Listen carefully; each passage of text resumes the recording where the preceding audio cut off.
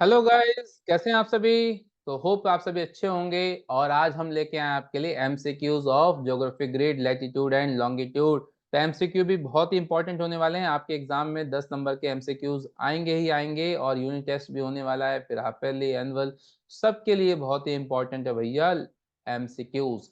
तो let us discuss MCQs. और MCQs करने के लिए आपको चैप्टर पढ़ना पड़ेगा, और चैप्टर नहीं पढ़ा तो वीडियो देखिए, उसमें सारा चैप्टर बिल्कुल आसानी से समझाया गया है। और उसके बाद एमसीक्यू सॉल्व करिए। तो एमसीक्यू साथ के साथ सॉल्व करेंगे, आपको बहुत मजा आने वाला है। तो let us start this MCQs. तो question number first, an imaginary lines running east to west on globe are called dash, while those running north to south are called dash। तो ग्लोब पे है ना, ये है ईस्ट और ये है वेस्ट। तो ईस्ट वेस्ट दौड़ने वाली लाइन क्या कहलाती है? लैटिट्यूड। और नॉर्थ साउथ दौड़ने वाली लाइन क्या कहलाती है? लॉन्गिट्यूड। तो यहाँ पे हो जाएगा लैटिट्यूड, है ना। यहाँ पे हो जाएगा लैटिट्यूड एंड लॉन्गिट्यूड। तो कुछ option number first is correct, latitude and longitude। done। चलिए, next is question number 2, name the crossing lines on a globe that forms a framework। तो क्रॉसिंग लाइन, ऐसे जो लाइन दौड़ रही है लैटिट्यूड और लॉन्गिट्यूड, ये क्या बना रही है? तो ये क्या बनाती है भाई? ज्योग्राफिक ग्रिड बनाती है। Geographic grid, it is the correct one, geographic grid. Question number 3, which of the following is true about the lines of latitude. कौन सा सही है? लाइंस ऑफ लैटिट्यूड के बारे में कौन सी बात सही है? दे आर इमेजिनरी लाइन, बिल्कुल भाई इमेजिनरी लाइन है लैटिट्यूड और लॉन्गिट्यूड दोनों। They are parallel to equator, ये भी बात सही है भाई। सारी लाइनें इक्वेटर के पैरेलल होती है और एक दूसरे के भी पैरेलल होती है ना। तो सारी लाइन पैरेलल होती है। They reduce the length as we go towards the pole, बिल्कुल इक्वेटर के पास सबसे बड़ी, जैसे जैसे पोल के पास जाएंगे छोटी होती जाती है। तो ये तीनों ही बातें सही हैं, यानी जो इसका ऑप्शन हो जाएगा वो ऑल ऑफ अबव करेक्ट हो जाएगा। ठीक है, चल।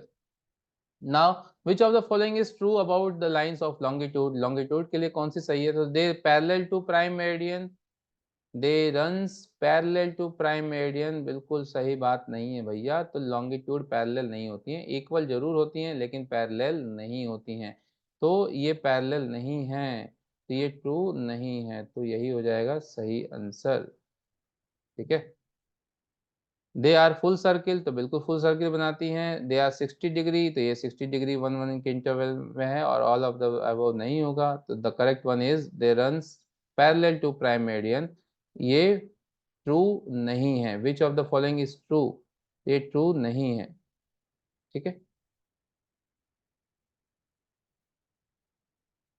Now next is the distance between two lines of longitude is maximum at which latitude. तो दो लाइन के बीच में, दो लॉन्गिट्यूडनल लाइन के बीच में जो मैक्सिमम डिस्टेंस होता है वो कौन से लैटिट्यूड पे होता है? तो 0 डिग्री इक्वेटर पे। तो इक्वेटर के बीच में सबसे मैक्सिमम होता है। The correct answer is equator. Now next is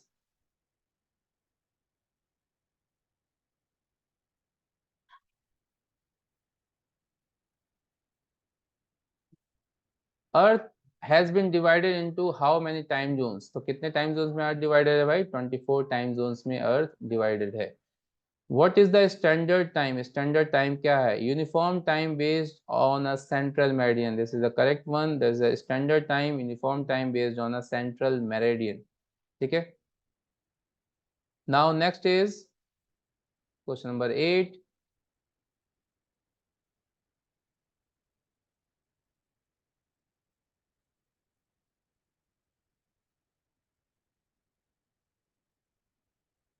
which of the following is true about international date line? It goes zigzag at 2 point, बिल्कुल सही है भाई।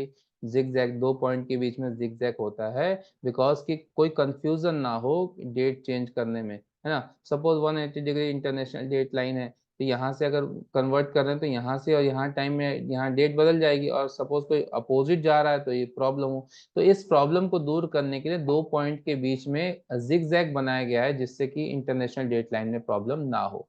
तो ये भी एक सही बात है। The date changes as one way move across it, ये भी बात सही है।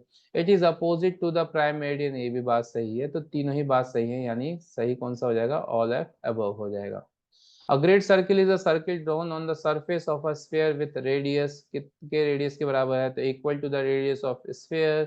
Half equal to half radius of the sphere larger than the radius of sphere, तो होगा ही नहीं, ये भी नहीं होगा भैया। Less than radius of sphere, ये भी नहीं होगा। तो कौन सा सही हो जाएगा? Equal to the radius of sphere, that's the correct one. यानी ग्रेट सर्किल का जो स्फीयर है वो रेडियस स्फीयर के रेडियस के बराबर होगा। ठीक है। Which of the following are great circle, कौन सा ग्रेट सर्किल है? Lines of longitude, lines of latitude, equator, both 1 and 3। तो लाइन्स ऑफ लॉन्गिट्यूड्स भी क्या बनाते हैं? ग्रेट सर्किल, है ना। अभी हमने बताया था कि सारे लाइन्स क्या बनाते हैं? ग्रेट सर्किल, यानी सारे सर्किल इक्वल बनाते हैं, अपोजिट डायमेट्रिकली जो अपोजिट है, यानी 0 के अपोजिट 180 है, तो ये मिला के क्या बनाता है? ग्रेट सर्किल बनाता है। और सारे लाइनें ही ऐसा करती हैं, तो सब ग्रेट सर्किल बनाती हैं। इसके अलावा लैटिट्यूड में कौन बनाता है? इक्वेटर। यानी दोनों ऑप्शन सही है, तो करेक्ट ऑप्शन हो जाएगा option number 4, both 1 and 3। Now question number 11। 11 देख लेते हैं भाई। तो 11 है आपका,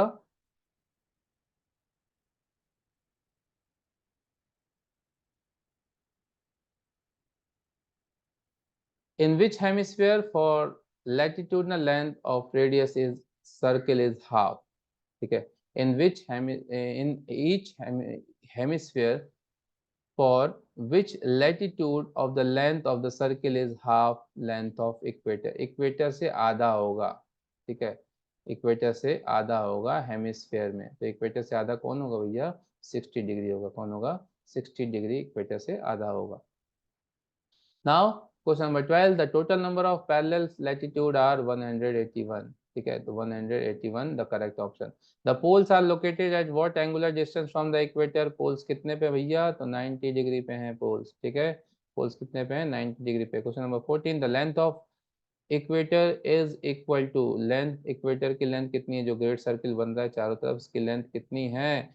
तो लेंथ है 40,075 kilometre. 40,075 kilometre is the correct answer. ठीक है। तो अगर चारों तरफ बात करें तो इक्वेटर की जो लेंथ है वो चारों तरफ से कितनी है? 40,075 किलोमीटर। ठीक।